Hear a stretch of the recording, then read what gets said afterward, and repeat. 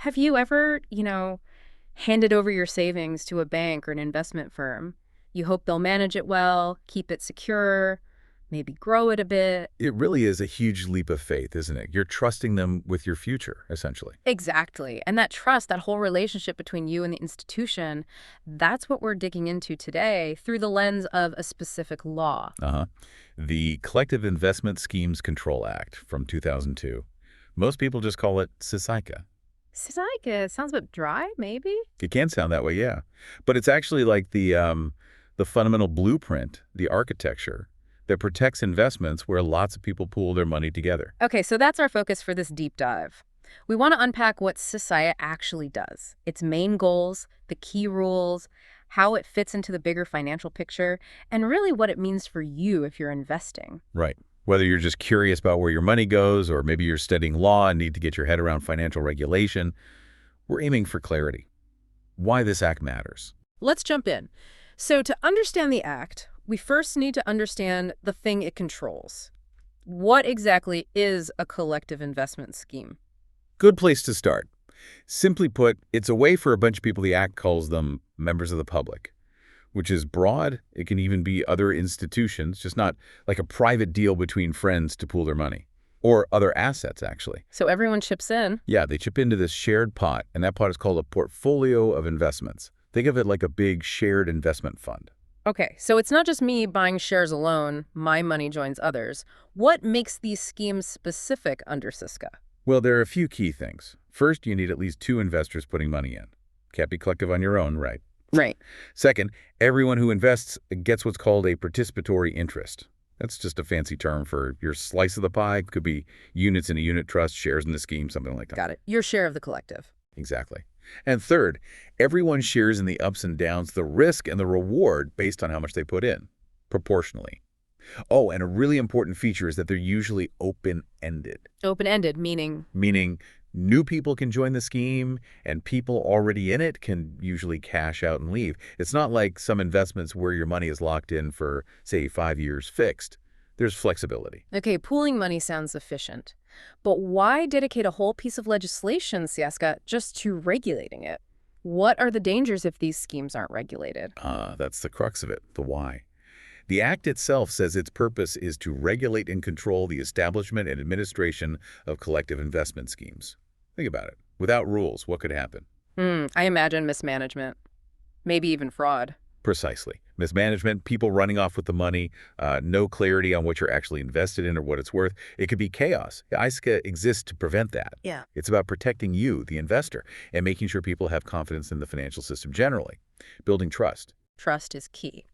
So who are the main players CISC puts in place to manage these schemes and ensure that trust? Let's start with the manager. What's their role? The manager is sort of the main operator. They're the company or person allowed to administer the scheme. And administration is a really broad term under this act. How broad? It covers pretty much everything.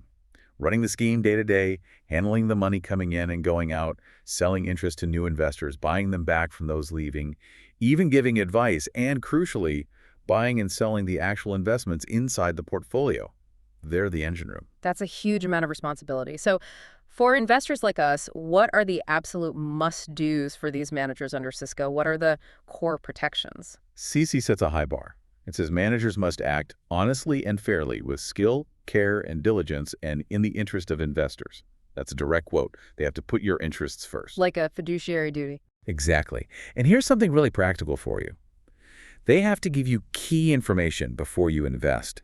Things like what the scheme aims to invest in, how they calculate the price of your units, all the fees and charges, and the risks involved. And it has to be understandable. Yes, timelessly and in a comprehensible manner. No hiding things in tiny printer jargon, ideally. They also need to avoid conflicts of interest. Disclose if their own directors have interests. Prove they have enough money to run properly adequate financial resources. And keep good records.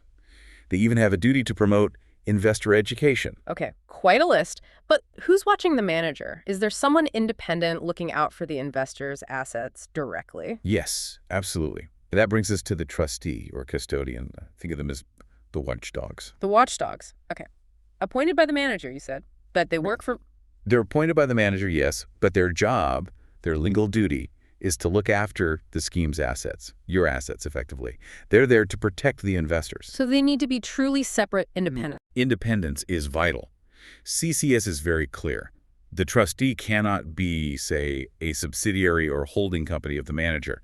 They're usually established institutions like banks, insurers, or specific public companies, and they need financial muscle. They must maintain capital and reserves of at least R10 million. 10 million rand, that shows seriousness. What are their main tasks, these watchdogs? They have quite a few key duties. They make sure the manager follows the rules, both CSK itself and the specific rules set out in the scheme's deed, which is like its constitution. They check that the assets are valued correctly and that any income is paid out properly. And Crucially, they ensure that the scheme's assets are legally separated. Your investment money is kept apart from the manager's own money. They have to make sure your legal entitlement to those assets is locked down. This separation is fundamental. So if the manager goes bust, my money isn't lost with them. That's the principle, yes. The assets are held separately by the trustee or custodian. They also have a duty to flag problems.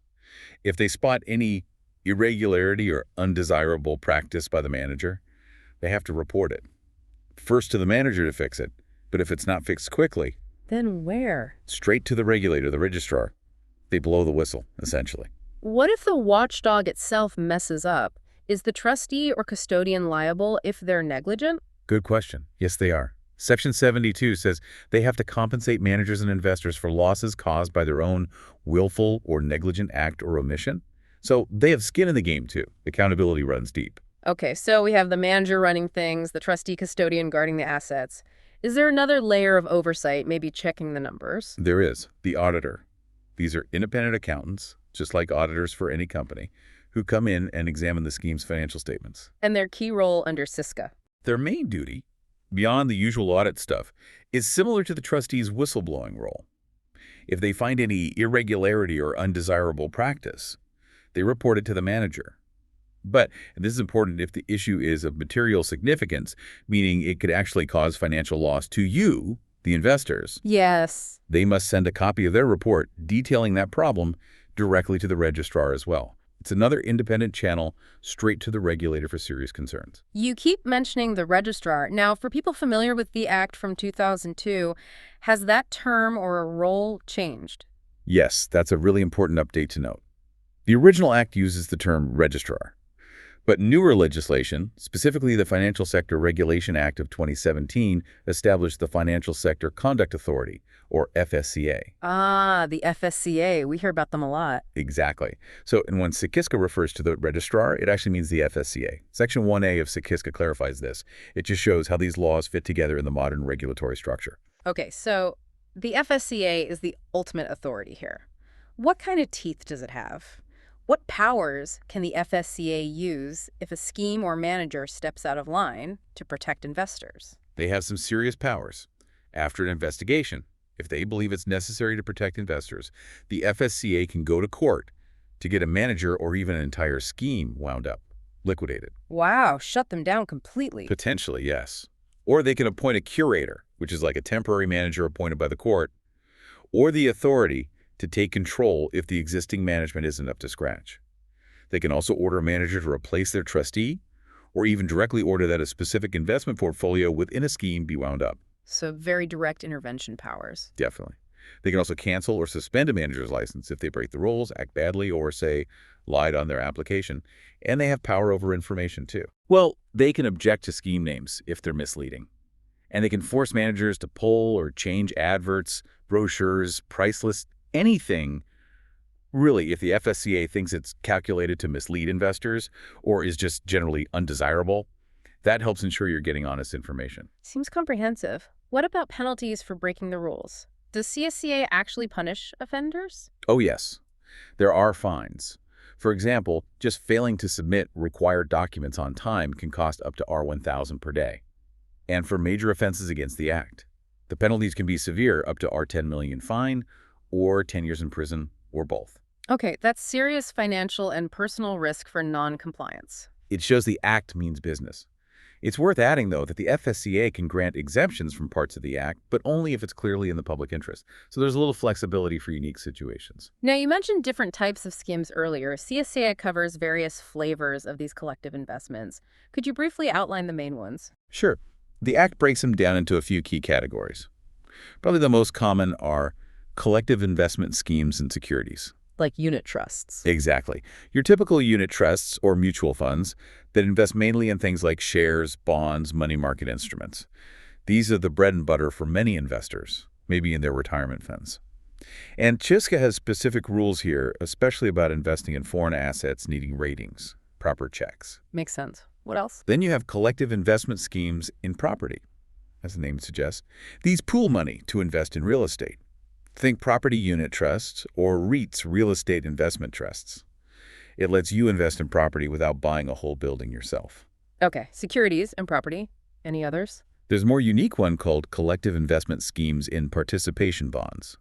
Here, the pooled money is used to invest in a portfolio of mortgage bonds.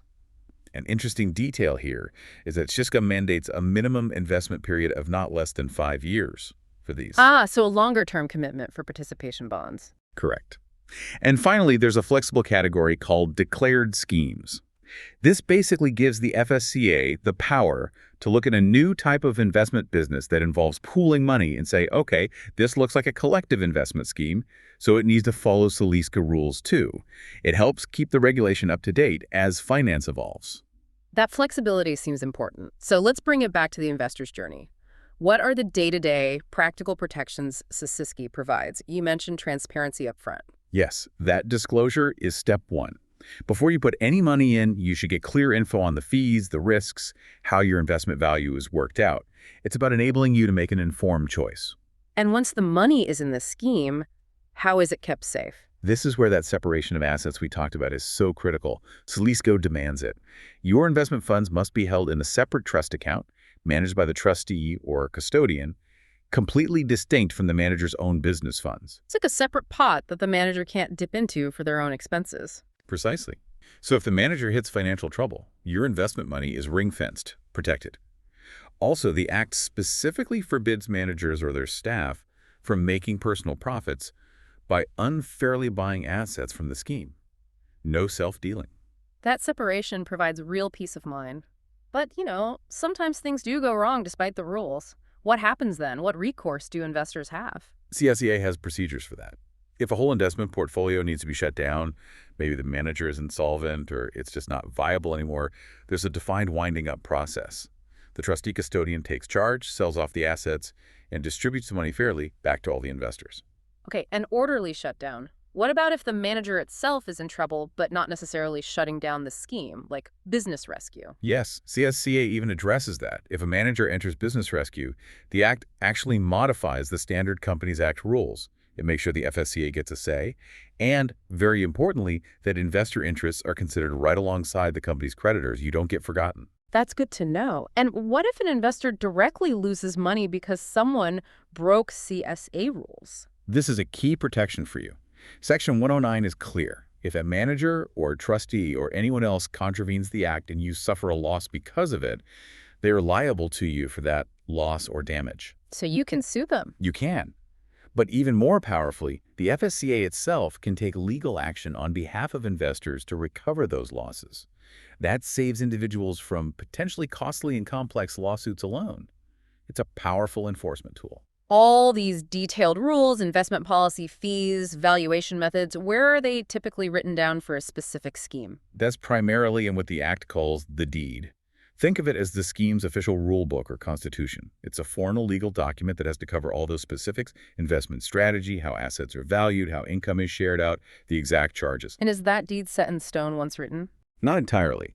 The FSCA actually has the power to step in and demand changes to the deed, or even suspend parts of it if they think certain provisions are not in the best interest of investors. So even the rule book is subject to regulatory oversight for your protection.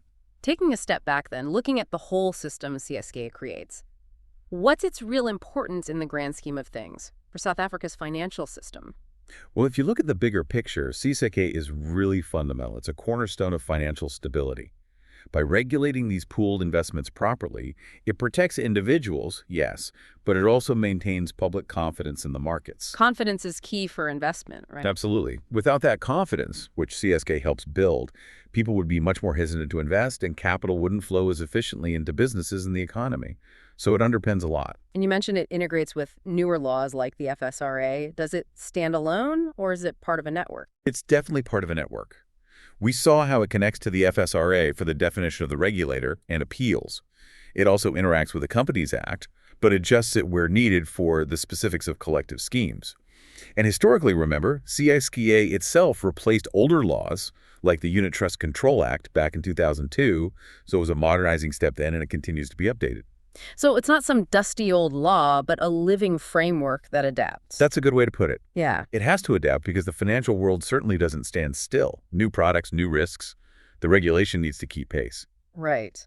Well, that brings us towards the end of our deep dive into the Collective Investment Schemes Control Act, CSK. It's clear it's much more than just legal text. It's really a vital framework. Absolutely. It's about transparency, making sure managers act properly, keeping your money separate and safe, and having strong watchdogs and a regulator with real power. It's all geared towards protecting your investment. It provides that essential structure, that legal scaffolding that lets people invest collectively with a degree of confidence. Exactly. Without it, the landscape would look very different and probably much riskier for the average person. So here's a final thought to leave you with. We see financial products getting more and more complex, moving beyond traditional funds sometimes. How might those core CICA principles, clear disclosure, keeping assets separate, having independent oversight, how might they need to adapt or be applied in the future to protect investors in this ever-evolving financial world? Something to think about.